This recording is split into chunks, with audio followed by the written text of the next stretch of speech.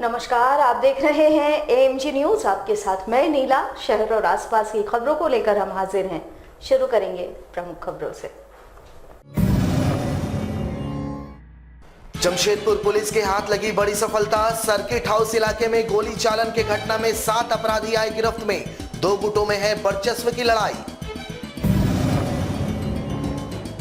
टेल्को स्थित mother Teresa welfare trust में यौन शोषण के मामले ने लिया नया मोड़। ट्रस्ट की युवतियों ने उच्च स्तरीय जांच की उठाई मांग। ट्रस्ट के संचालक को बताया निर्दोष। लॉकडाउन की अवधि में आभूषण, जूते व कपड़े की दुकानें हैं बंद। व्यापार पर पड़ा है खासा असर। सिंहभूम चेंबर ने इसे खुलवाए जाने की उठाई है गुजारिश।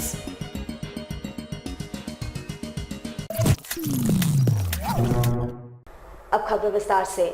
जमशेदपुर पुलिस ने बीते 4 जून को बिष्टुपुर थाना अंतर्गत सीएच एरिया पेट्रोल पंप के समीप पिंटू कुमार यादव नामक युवक पर हुए गोली चालन मामले का खुलासा करते हुए 7 अपराध कर्मियों को गिरफ्तार कर न्यायिक हिरासत में भेज दिया है।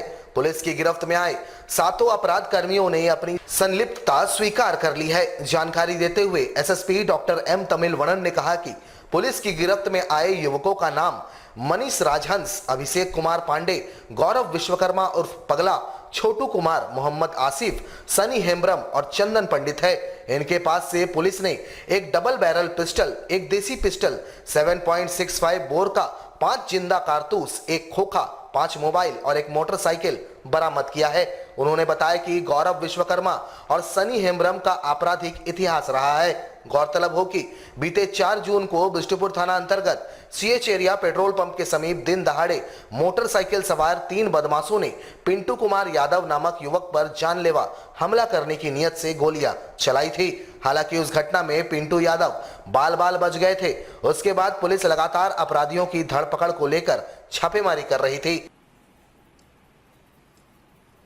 कि सर्किट हाउस के बगल में स्थित जो पेट्रोल पंप है साई मंदिर के बगल में, उस पेट्रोल पंप के नज़दीक कुछ लोगों द्वारा गोली चलने के बाद आम पब्लिक द्वारा हम लोग को सूचना मिला था, जिसमें हम लोग को इस केस का खुलासा हुआ है, जिसमें 2 ग्रुप का जो वर्चस्व चलती है यहाँ सोनारी और कदमा क्षेत्र में। एक बाटला ग्रुप और दूसरा जो है रितेश सिंह। इन लोगों को हमेशा ईगो का लड़ाई है, बस्ती का लड़ाई है।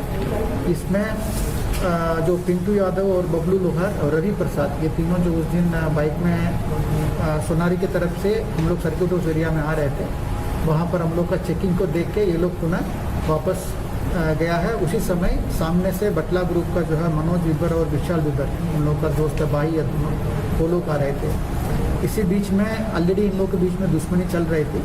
उसी को देखकर पिंटू यादव ने उनके ऊपर पत्थर चलाने की बात बताई गई थी और इसी में नाराज होकर मनोज विबर और जो है विशाल विबर अपने पास जो देसी पिस्टल था एक और एक देसी कट्टा था, उसने एक फायर किया था इनके ऊपर, लेकिन किसी को लगा नहीं गोली।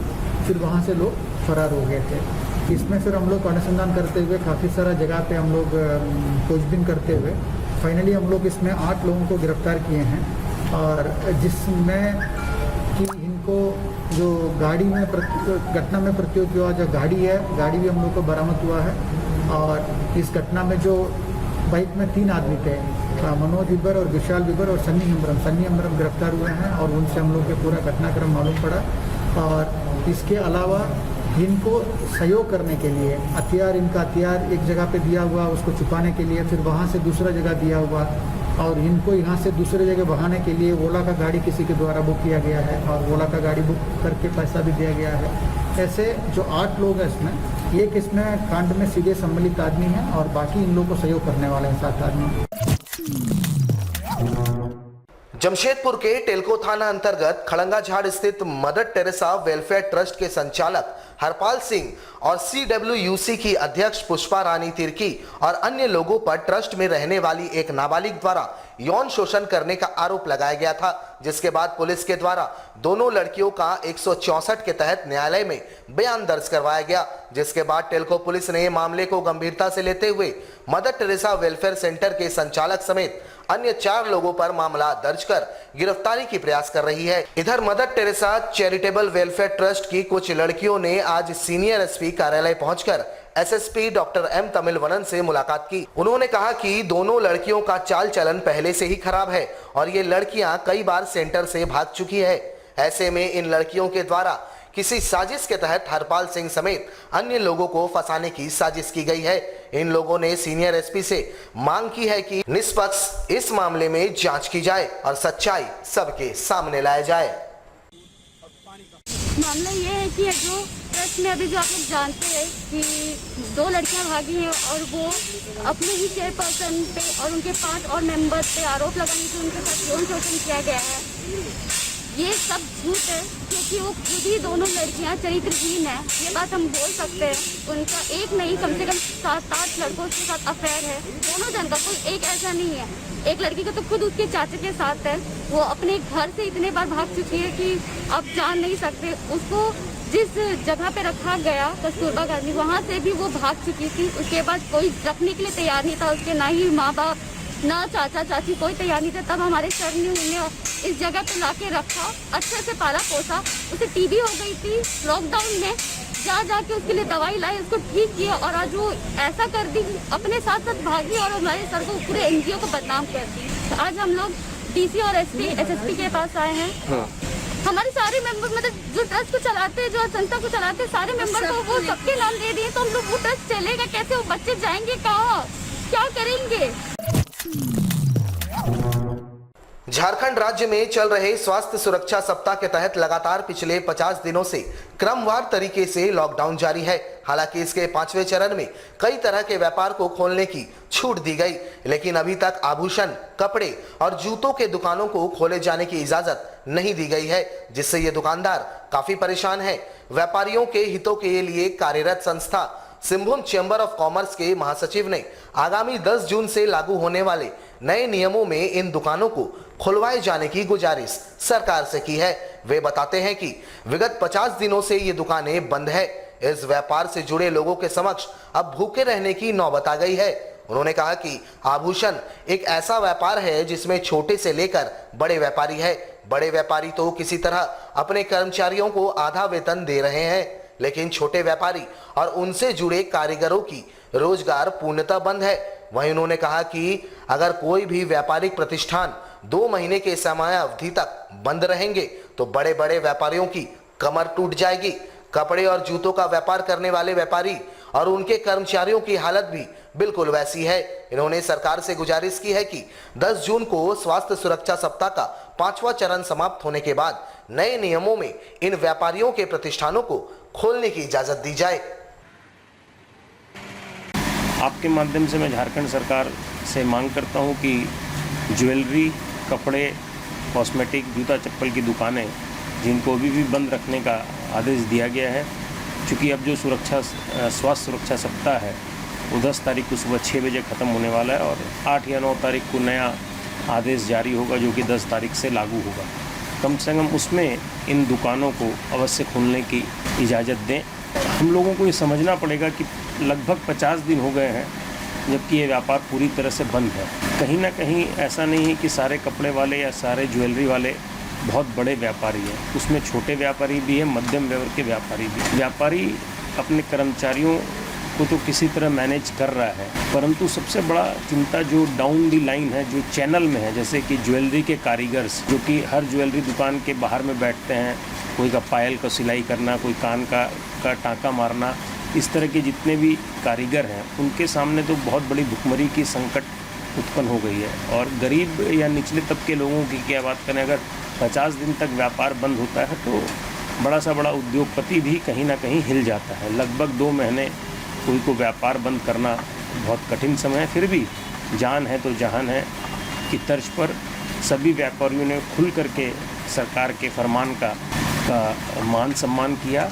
और जब भी इस तरह की कठिन परिस्थिति होती है तो व्यापारी वर्ग ही ऐसा व्यापारी वर्ग है जो कि तन मन धन से जनता की सेवा के लिए आगे आता है।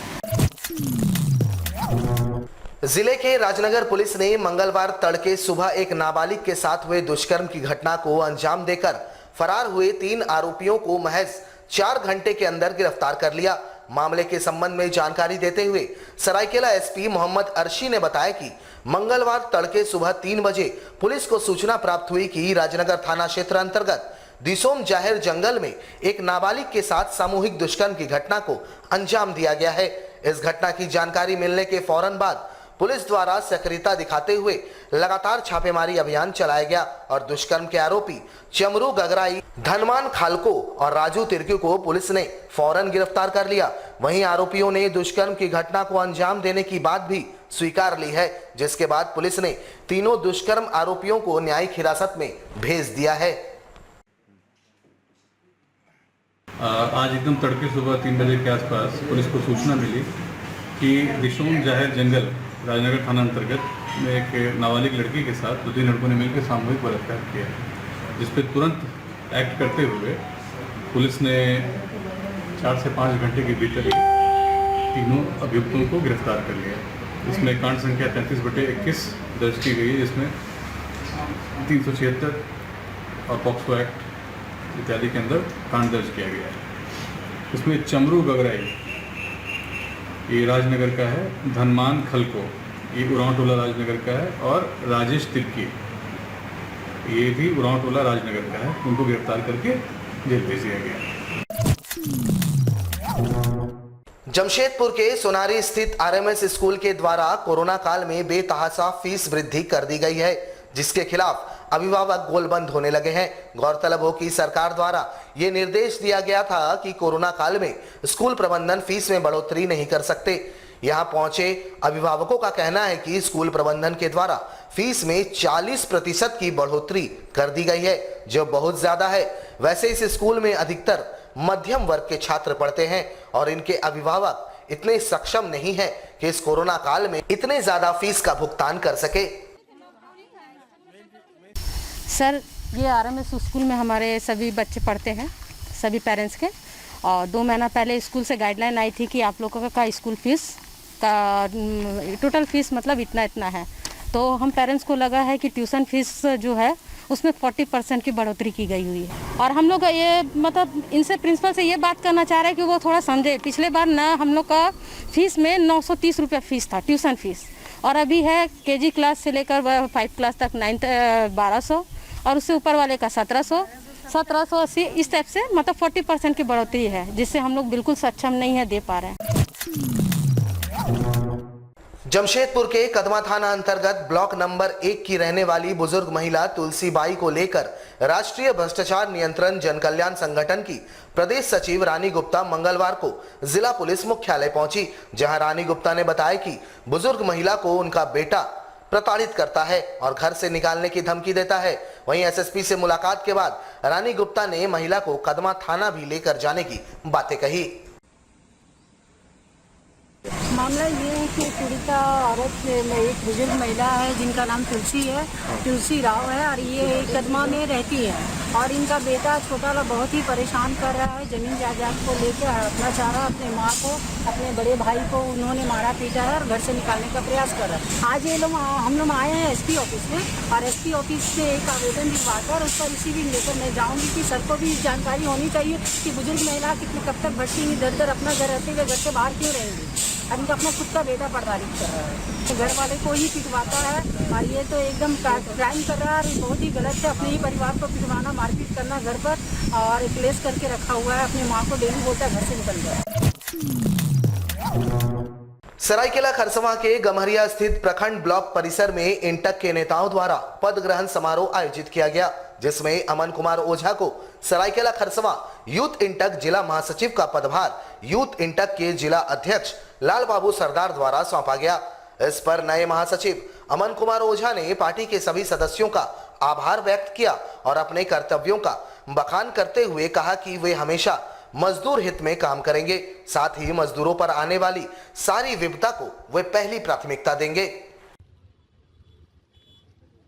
सर्वप्रथम मैं इंटक के राष्ट्रीय अध्यक्ष माननीय श्री संजीवा रेड्डी जी का, झारखंड इंटक के प्रदेश अध्यक्ष माननीय श्री राकेश्वर पांडे जी का, यूथ इंटक के राष्ट्रीय अध्यक्ष श्री संजय गाबा जी एवं हमारे बड़े भाई रवि चौबे जी जो झारखंड यूथ इंटक के प्रदेश अध्यक्ष हैं, केपी तिवारी जी एवं सरायकेला खरसावां यूथ इंटक के अध्यक्ष हमारे बड़े भैया लाल बाबू सरदार जी, इन सभी का मैं आभार व्यक्त करता हूँ जिन्होंने मुझे जिला में महासचिव पद के काबिल समझा एवं मजदूर साथियों का सेवा करने का मौका दिया। मैं अपने कर्तव्यों का पूरी तरह से निर्वहन कर हमारे मजदूर साथियों और बहनों की सेवा करूँगा एवं जब भी कभी मेरे मजदूर साथियों पर कोई भी विपदा आती है तो मैं हर क्षण उनके साथ रहूँगा, अर्थात उनकी समस्या मेरी समस्या होगी। जमशेदपुर में भरत सिंह फैंस क्लब के द्वारा स्थानीय कलाकारों को सूखा राशन उपलब्ध करवाया गया। इन कलाकारों की आर्थिक स्थिति इन दिनों काफी खराब है। गौरतलब हो कि लॉकडाउन और कोरोना काल के कारण इन कलाकारों की आर्थिक स्थिति काफी दयनीय हो गई है। ये कलाकार अपने अपने इलाके में छोटे मोटे कार्यक्रम कर अपना और अपने परिवार का गुजर बसर करते हैं और इन दिनों ऐसे तमाम आयोजन बंद है, जिससे इन कलाकारों के समक्ष भुखमरी की स्थिति उत्पन्न हो गई है। इस समस्या को ध्यान में रखते हुए फैंस क्लब ने इनके बीच सूखा राशन का वितरण किया। देखिए, आज भरत सिंह वेलफेयर ट्रस्ट के द्वारा जमशेदपुर के वैसे कलाकार, आपको मालूम होगा कि जब से लॉकडाउन लगा हुआ है, क्योंकि 2020 के लॉकडाउन के बाद कुछ दिन इन लोगों ने काम किया और फिर से अप्रैल, मई और आज जून हो गया और हमें लगता है कि आने वाले 2-3 महीने इन लोगों के सामने और भी चुनौतीपूर्ण रहेगा। तो ऐसे में हमारा मानना है जो भी सहयोग है, तो आज हम लोगों ने इनके बीच में सूखा राशन देने का काम किया है और फिर से 10 दिन 15 दिन के बाद फिर से हमारी कोशिश रहेगी जो भी हमारे कलाकार साथी उनको फिर से हम लोग सूखा राशन मदद करेंगे, क्योंकि हमारे जितने भी कलाकार साथी हैं इनके सामने चुनौती है और इन सभी लोगों को मैं अपने ही घर परिवार की तरह मानता हूँ। क्योंकि कलाकार संघ का मैं संरक्षक भी हूँ, तो निश्चित रूप से जो भी मेरे से बन पड़ेगा मैं आने वाले समय में इन तमाम कलाकार साथियों के लिए और भी सहयोग करने के लिए मैं अग्रसर रहूँगा। हमारे साथ लगातार जुड़े रहने के लिए आप हमें YouTube पर जरूर सब्सक्राइब करें। आज के लिए बस इतना ही। कल आपसे फिर मिलेंगे कुछ नई खबरों के साथ। तब तक के लिए AMG न्यूज़ की पूरी टीम को दीजिए इजाजत। नमस्कार।